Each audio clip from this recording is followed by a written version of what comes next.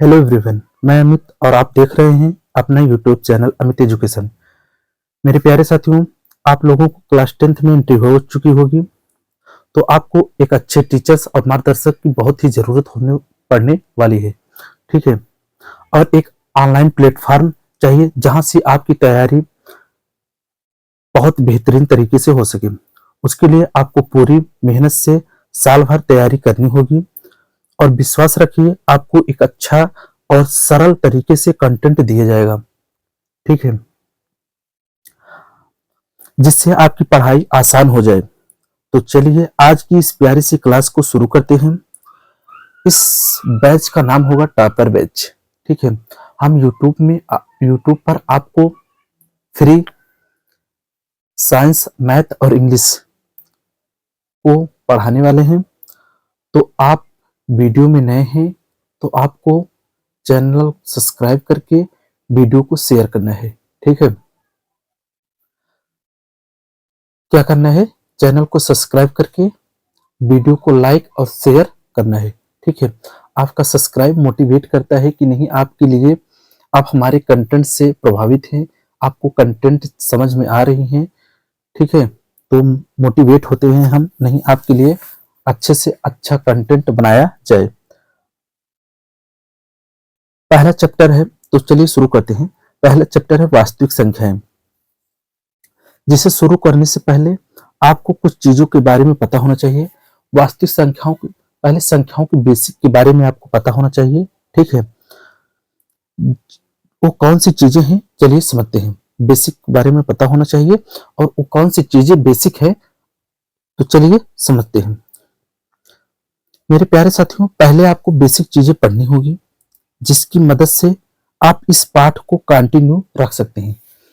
अगर आपका बेसिक मजबूत नहीं है तो आप कोई भी चीज को पढ़ने और समझने में आपको प्रॉब्लम हो सकती है। ठीक है, जैसे अगर पेड़ का जड़ कमजोर है तो क्या हो जाएगा, पेड़ कमजोर हो जाएगा। ठीक उसी प्रकार आपकी अगर बेसिक मजबूत नहीं है तो आप आगे चलकर आपकी कमजोरी बन सकती है। ठीक है, तो चलिए, और सब पॉइंट समझने के बाद हम प्रश्नावली 1.21 को सॉल्व करते हैं। तो चलिए देखते हैं। चैप्टर है, चैप्टर का नाम है वास्तविक संख्याएं, क्लास 10th मैथ। उससे पहले हम आज मैथ की शुरुआत कर रहे हैं तो समझ लेते हैं। Class 10th math chapter wise को हम वीडियो में कवर करेंगे। हर एक वीडियो आपको बहुत ही सरल और सभ्य भाषा में देखने को मिलेंगे। ठीक है, marks out of 100 marks target रहेगा। जय मां सरस्वती, जय बजरंगबली। ठीक है, तो सरस्वती का जी का नाम लेकर हम इस चैप्टर की शुरुआत करते हैं। चैप्टर क्या है, वास्तविक संख्याएं। अब सबसे पहले हम समझ लेते हैं वास्तविक संख्याएं क्या होती हैं, कैसे होती हैं। तो सबसे पहले आपको संख्याओं के बारे में क्या होना चाहिए, जानकारी होना चाहिए। तो चलिए समझते हैं वास्तविक संख्याएं। वास्तविक संख्याएं क्या होती हैं, कैसे होती हैं, इन सबको डिटेल्स अच्छे से पढ़ेंगे। उसके बाद हम प्रश्नावली 1.1 को सॉल्व करेंगे। उसके बाद 1.2 ऐसे हम प्रश्नावली को सॉल्व करते हुए चलेंगे। तो समझते हैं वास्तविक संख्याएं। तो वास्तविक संख्याएं दो प्रकार की होती हैं, आपको समझना होगा। वास्तविक संख्या कितनी प्रकार की होती हैं, दो प्रकार की होती हैं। पहला होता है परिमेय संख्याओं। सबसे पहले आपको क्या होना चाहिए, संख्याओं का ज्ञान होना चाहिए। संख्या किसे कहते हैं, संख्या क्या है। तो साथियों, संख्या क्या है, संख्या है नंबर, यानी कि जो गिनने के काम आते हैं।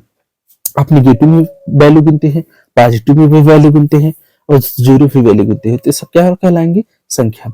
अब संख्या कितनी प्रकार की होती है, दो प्रकार की होती है। कितनी प्रकार की होती है साथी, दो प्रकार की होती है। ठीक है, अब दो प्रकार की संख्या कौन कौन सी होती है, वास्तविक संख्या और काल्पनिक संख्या। वास्तविक संख्या को इंग्लिश में कहते हैं रियल नंबर। साथी क्या कहते हैं, रियल नंबर। अब काल्पनिक संख्या को कहते हैं इमेजिनरी नंबर। इमेजिनरी नंबर कहते हैं। ठीक है, अब हम चलिए समझते हैं। तो संख्या कितनी प्रकार की होती है साथी, दो प्रकार की होती हैं। कौन कौन सी, एक वास्तविक और एक काल्पनिक संख्या होती है। क्लास 10th में आपको वास्तविक संख्या ही पढ़ना है। काल्पनिक संख्याएं अगर आपके इंटर में मैथ लेकर पढ़ेंगे तो आपको काल्पनिक संख्याएं वहां पढ़ने को मिलेंगी। इमेजिनरी नंबर होता क्या है? ठीक है, इमेजिनरी नंबर यानी जिसको हम वैल्यू फाइंड ना कर सके, जिसकी वैल्यू फाइंड ना कर सके, जैसे माइनस, अगर रूट में माइनस वैल्यू दिए जाए तो इसे हम इसकी वैल्यू क्या कर सकते हैं? निकाल नहीं सकते हैं, सॉल्व नहीं कर सकते हैं, इसे बोलते हैं काल्पनिक या इमेजिनरी नंबर कहते हैं। ठीक है, तब हम समझते हैं वास्तविक संख्या। वास्तविक संख्याओं को हम कितने भागों में बांटते हैं? दो भागों में। कौन कौन सी संख्या? परिमेय संख्या और अपरिमेय संख्या। पहले हम समझते हैं वास्तविक संख्या क्या होती है। ठीक है, कितने भागों में बांटते हैं? परिमेय और अपरिमेय। अब समझते हैं वास्तविक संख्या। वास्तविक संख्या होती क्या है? जैसे कर्णिम 3 से लेकर कर्णिम 3, कर्णिम 2, 1, 0 और 0, 1, 0, 2, 3, ये सब क्या कैसी संख्याएं हैं? ये सब संख्याएं हैं, वास्तविक संख्याएं हैं। पाई 2.33 संख्याएं बार बार ऐसे आती रहेंगी, ये सब कैसी संख्याएं हैं? वास्तविक संख्याएं हैं।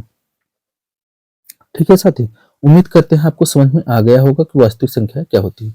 वास्तविक संख्याएं कर्णिम 3, कर्णिम 2, 1 ऐसे होती रहेंगी।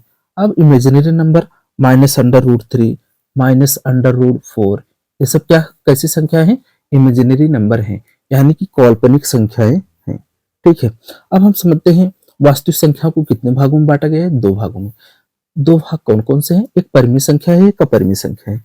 अब हम समझते हैं साथी परिमेय संख्या किसे कहते हैं और अपरिमेय संख्या किसे कहते हैं। ठीक है, अब चलिए समझते हैं। जैसे कोई संख्या दी जाए 0, क्या दी जाए? 0, -2, -1/2, 1, 3, ऐसे संख्या दी जाए 5/3, ये सब कैसी संख्या है? परिमेय संख्या है। अब परिमेय संख्या किसे कहते हैं? जो संख्याएं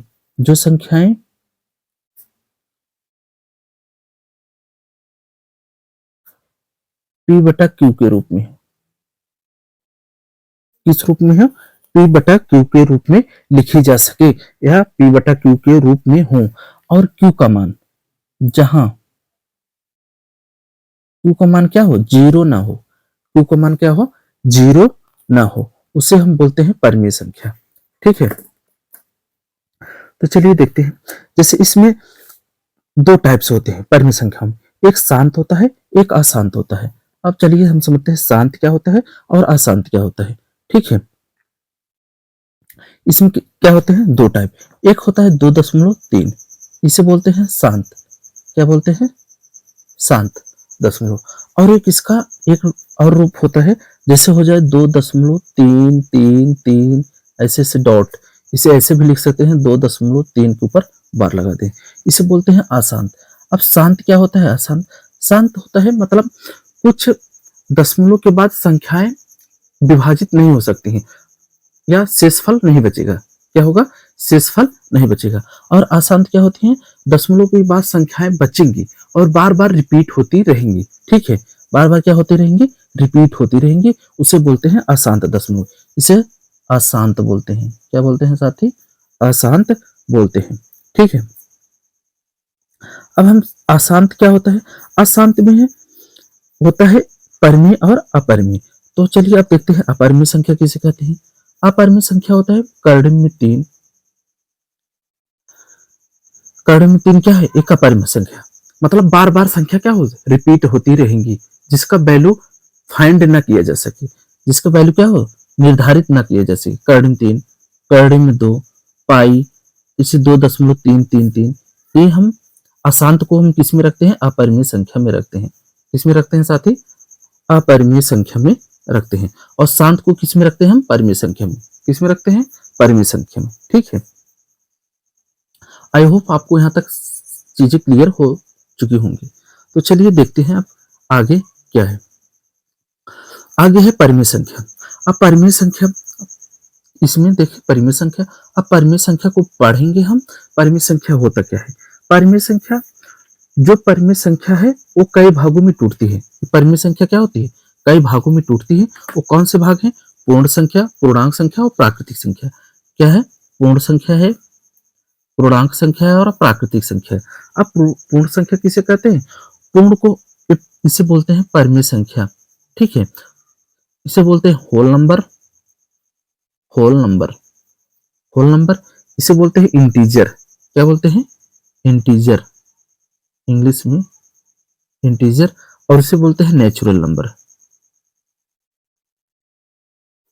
ठीक है साथी, उम्मीद करते हैं आपको चीजें क्लियर हो रही होंगी। परिमेय संख्या को कितने भाग, बहुत सारे भागों में डिवाइड कर, कई भागों में टूटती है। पहला है होल यानी पूर्ण संख्या, दूसरा है इंटीजर यानी पूर्णांक संख्या, और तीसरा है प्राकृतिक संख्या। ठीक है। वास्तविक संख्या माइनस इनफाइनाइट से लेकर प्लस इनफाइनाइट के बीच जितनी भी संख्याएं होती है सब क्या होती हैं? वास्तविक संख्याएं होती हैं।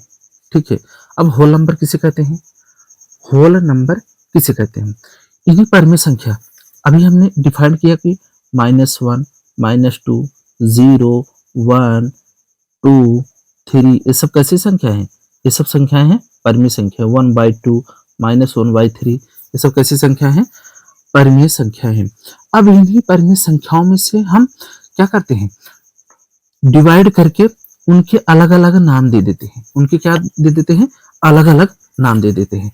जिसे होल नंबर यानी कि पूर्ण संख्या, इंटीजर नंबर पूर्णांक संख्या, नेचुरल नंबर प्राकृतिक संख्या के नाम से जानते हैं। तो चलिए देखते हैं होल नंबर क्या होता है। होल नंबर क्या होता है? अब समझते हैं होल नंबर यानी कि जो होता है जीरो से लेकर यानी कि पूर्ण संख्या। पूर्ण संख्या किसे कहते हैं?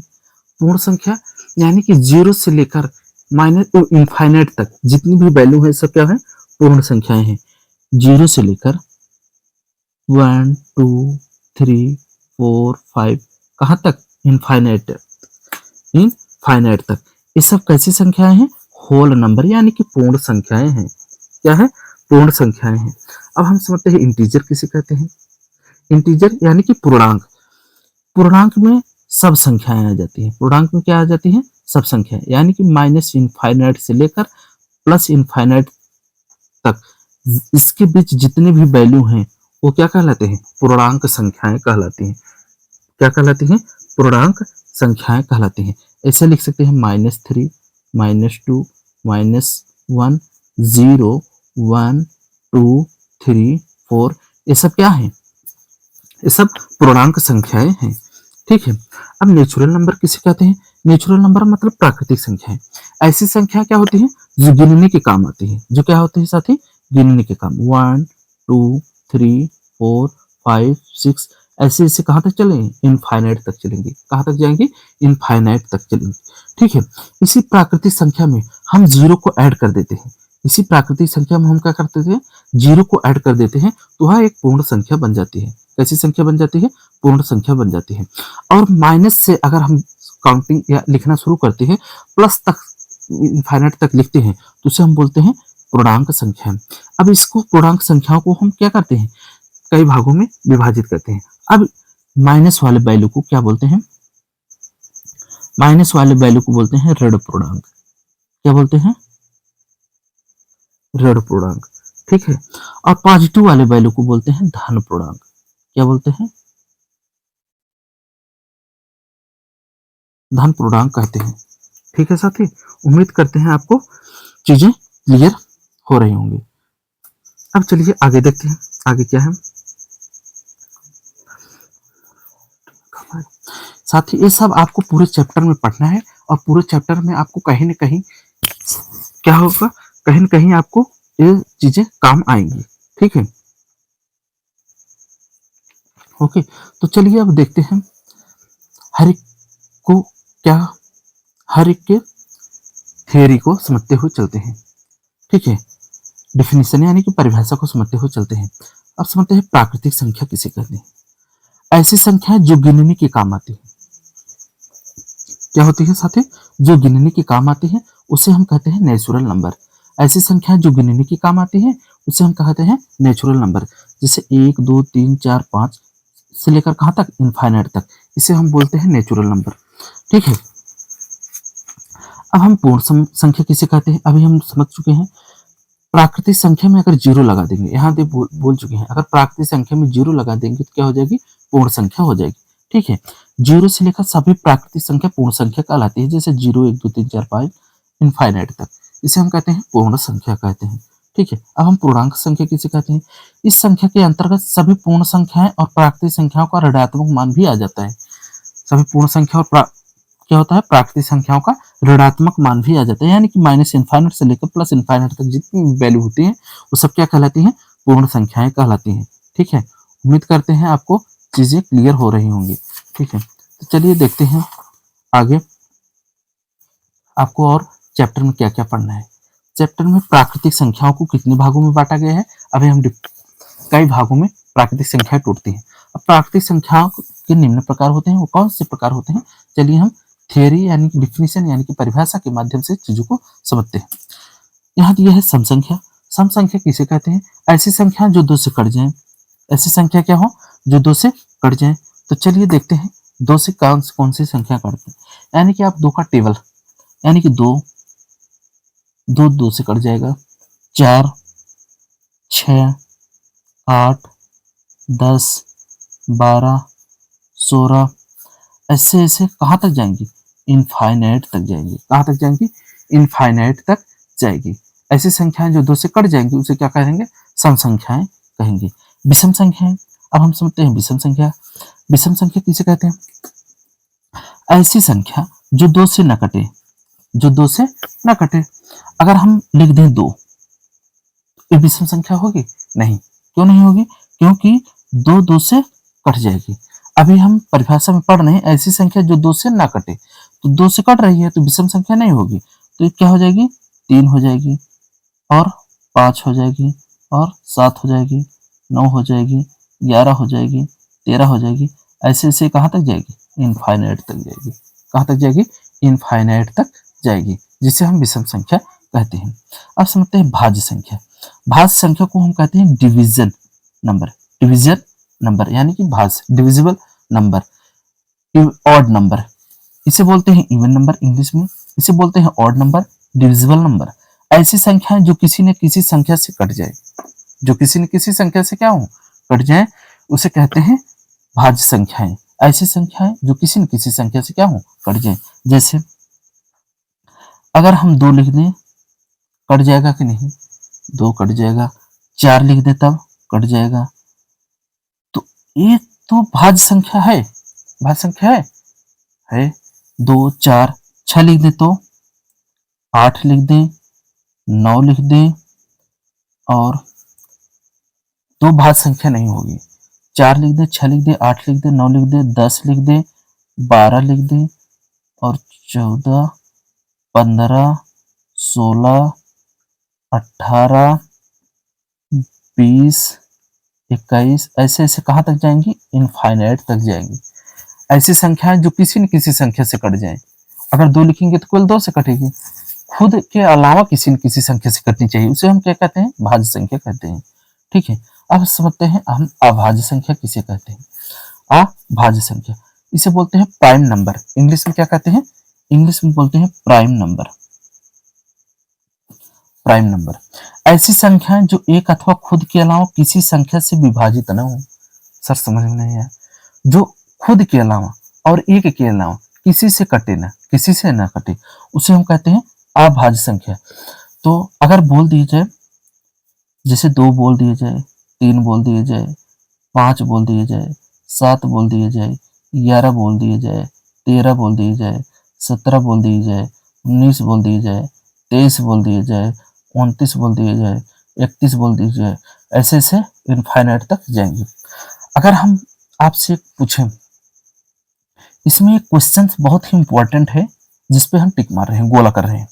कैसे इंपॉर्टेंट है चलिए समझते हैं। कभी कभी आपके एग्जाम में ऐसे भी आ जाता है कि सबसे छोटी या वह कौन सी संख्या है जो सम अभाज्य संख्या है। वह कौन सी संख्या है जो सम अभाज्य संख्या है? क्या है? सम अभाज्य संख्या। तो 2 क्या है? सम अभाज्य संख्या है। 2 कैसी है? 2 एक सम अभाज्य संख्या है। आपको ध्यान देना है, नोट कर लीजिएगा। ठीक है, अब हम समझते हैं आगे सह अभाज्य संख्या इसे समअभाज्य संख्या ना कि सअभाज्य संख्या, इसे बोलते हैं को प्राइम नंबर। इंग्लिश में बोलते हैं सअभाज्य संख्या को को प्राइम नंबर। अब को प्राइम नंबर क्या होता है? वे दो संख्याएं जिनका उभयनिष्ठ गुणनखंड यानी कि एचसीएफ जिसे बोलते हैं, यानी कि मासा हाईएस्ट कॉमन फैक्टर, यानी कि मासा केवल क्या हो? एक हो। ऐसी दो संख्याएं जिनका उभयनिष्ठ गुणनखंड क्या होना चाहिए? एक होना चाहिए। उभयनिष्ठ गुणनखंड क्या होना चाहिए? एक होना चाहिए। इसी संख्याओं को ऐसे को प्राइम सअभाज्य संख्याएं कहते हैं। ऐसी संख्याओं को क्या कहते हैं?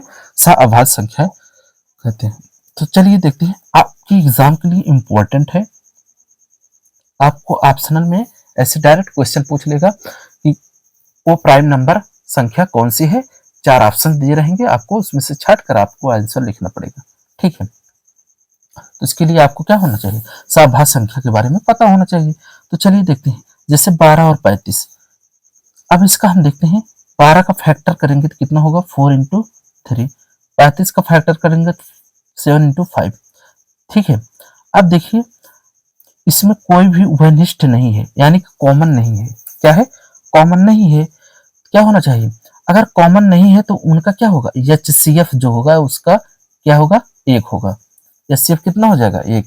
यानी कि गुणनखंड उसका उभयनिष्ठ गुणनखंड कितना होगा? एक होगा। इसे ही हम बोलते हैं को प्राइम नंबर। क्या बोलते हैं? को प्राइम नंबर।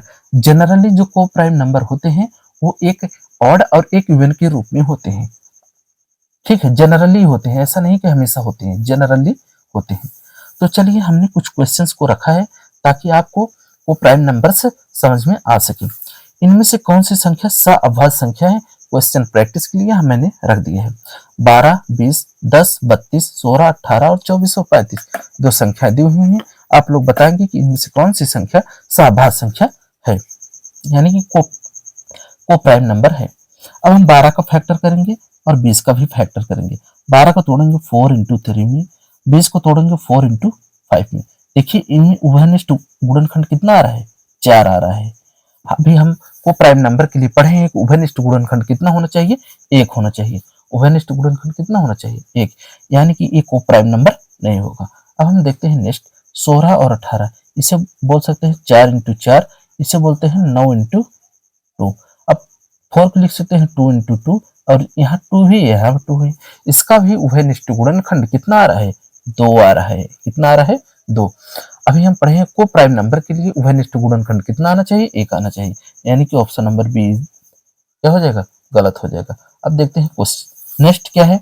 नेक्स्ट है 10 और 32। नेक्स्ट क्या है? 10 और 32। 10 का फैक्टर करेंगे 5 इंटू 2, 32 का फैक्टर करेंगे 16 इंटू 2 हो जाएगा। कितना हो जाएगा? 16 इंटू 2। इसमें भी 2, इसमें भी 2, यानी कि इसका उभयनिष्ठ गुणनखंड कितना है? 2 है। उभयनिष्ठ गुणनखंड कितना है? 2 है। तो इसे भी हम क्या करेंगे? यानी कि ऑप्शन नंबर सी भी को प्राइम नंबर नहीं होगा। अब हम देखते हैं ऑप्शन नंबर डी, 24 और 35। 24 को हम फैक्टराइजेशन करेंगे यानी कि गुणनखंड करेंगे तो 8 इंटू 3 में, 35 का गुणनखंड करेंगे 7 इंटू 5 में। देखिए, इसमें भी कोई भी उभयनिष्ठ गुणनखंड नहीं है, तो यानी कि उभयनिष्ठ गुणनखंड कितना होगा? 1। को प्राइम नंबर के लिए यानी कि इसका एचसीएफ कितना हो जाएगा? 1 हो जाएगा। एचसीएफ कितना हो जाएगा? 1।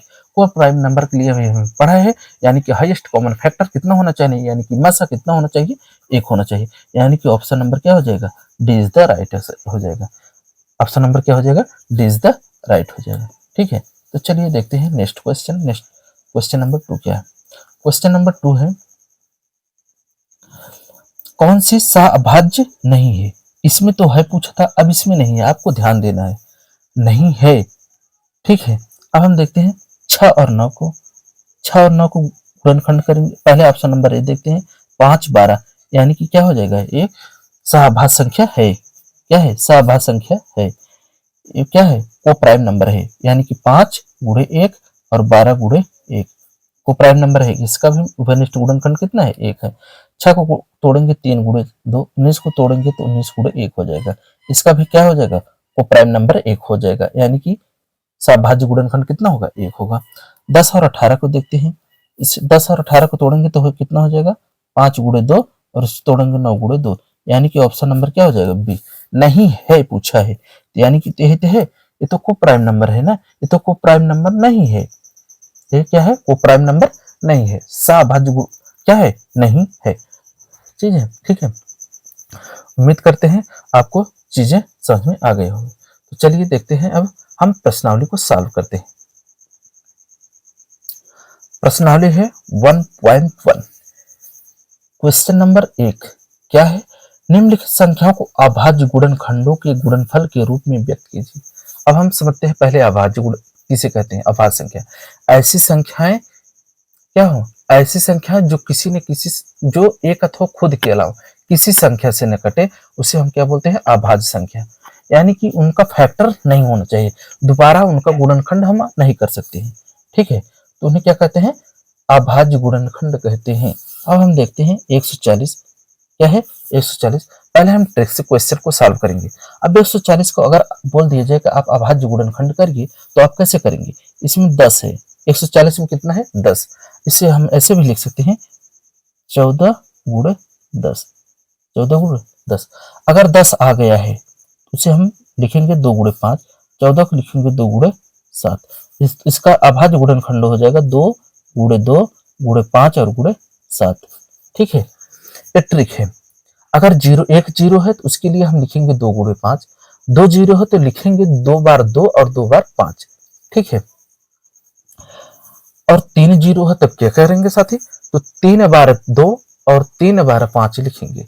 ठीक है, इसका अभाज्य गुणनखंड हम गुणनखंड विधि से देखते हैं। 140 दिया है, पहले हम समझते हैं। इससे हम क्या करेंगे, 2 से डिवाइड करेंगे, 2 से डिवाइड करेंगे, 2 7 14 जीरो हो जाएगा। पुनः 2 से डिवाइड करेंगे, 2 3 6, 7 में से 6 को घटाएंगे तो 1 हो बचेगा, यहाँ आ जाएगा 10 हो जाएगा, 2 5 10। अब हम 5 से डिवाइड करेंगे, 5 7 35। अब हम 7 से डिवाइड करेंगे, 7 1 7। देखिए अभाज्य गुणनखंड हो गया। ना हम दो को किसी संख्या से काट सकते हैं, ना 5 को ना 7 को। ठीक है, इसी को बोलते हैं अभाज्य गुणनखंड। आप ट्रिक से भी कर सकते हैं, अगर बोला है आप तरीके से तो ऐसे भी कर सकते हैं। ठीक है, तो चलिए देखते हैं दूसरा क्वेश्चन क्या है। दूसरा क्वेश्चन है 156। 156 और अभाज्य गुणनखंड द्वारा आप ऐसे बहुत आसानी से कर सकते हैं। तो सबसे पहले अगर देखेंगे लास्ट में अगर 0 है, 2 है, 4 है, 6 है और 8 है, तो संख्या 2 से डिविजिबल जरूर होगी, यानी कि 2 से विभाजित जरूर होगी। तो सबसे पहले हम क्या करेंगे, 2 से डिवाइड करेंगे, 2 7 14 हो जाएगा। 15 में से 14 को घटाएंगे 1, यहाँ हो जाएगा 16, 2 8 16 हो जाएगा। 2 से पुनः डिवाइड करेंगे तो कितना हो जाएगा, 39 दूना 78 हो जाएगा, 2 3 6 दोनों 18। अब हम क्या करेंगे, 3 से डिवाइड करेंगे, 3 से कट जाएगा, 3 1 3, 3 3 9। अब 13 आया, 13 किसी से डिविजिबल नहीं होता है, यानी किसे बोलते हैं अभाज्य संख्या। तो 13 खुद से कटेगा, 13 1 13। तो 156 का अभाज्य गुणनखंड कितना हो जाएगा, 2 गुणे 2 गुणे 3 और गुणे 13। ये हो जाएगा कितना, 156 का अभाज्य गुणनखंड हो जाएगा। अब हम समझते हैं 38 25 का। अगर हम 38 और 25 का अभाज्य गुणनखंड करेंगे तो कैसे होगा, चलिए हम समझते हैं। सबसे पहले 5 है तो संख्या को हम क्या करेंगे, 5 से डिविजिबल करेंगे। 5 7 35 हो जाएगा, हासिल 3, 5 36, 5 5 25 हो जाएगा। पुनः 5 से डिविजिबल करेंगे, 5 1 5, 2 5 5 25, 5 3 15। अब हम कितने से डिवाइड करेंगे, 3 से डिवाइड करेंगे, 3 5 15, 3 1 3। अब कितने से डिवाइड होगा आप लोग बताएंगे, अब कितने से डिवाइड होगा, 3 से। 3 1 3, 3 7 17 तरीके 51 होता है। अब 17 किसी संख्या से नहीं डिविजिबल होगा, केवल 17 से डिविजिबल होगा। क्यों, क्योंकि 17 एक अभाज्य संख्या है। 17 1 17 अभाज्य संख्या जो होती हैं वो एक अथवा खुद के अलावा किसी से डिविजिबल नहीं होती है, किसी से विभाजित नहीं होती है।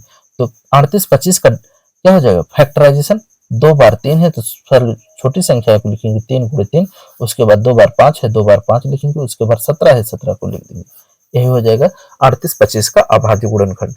एक क्वेश्चन हम और ट्राई करते हैं, आप लोग बताएंगे 5005। 5005 ऐसी संख्याएं 1001, तो ऐसी संख्याएं 7 11 और 13 से जरूर विभाजित होंगी, 7 11 और 13 से जरूर विभाजित होंगी। तो चलिए देखते हैं, आपको अभी समझ में आ जाएगा। अगर हम पहले 5 से भाग देंगे, 5 1 5 0 0, 5 1 5। अब हम किससे भाग देंगे, 7 से भाग देते हैं, 7 1 7 3, यहाँ हो जाएगा 30, 7 4 28, 8 3 28 2 और 7 3 21।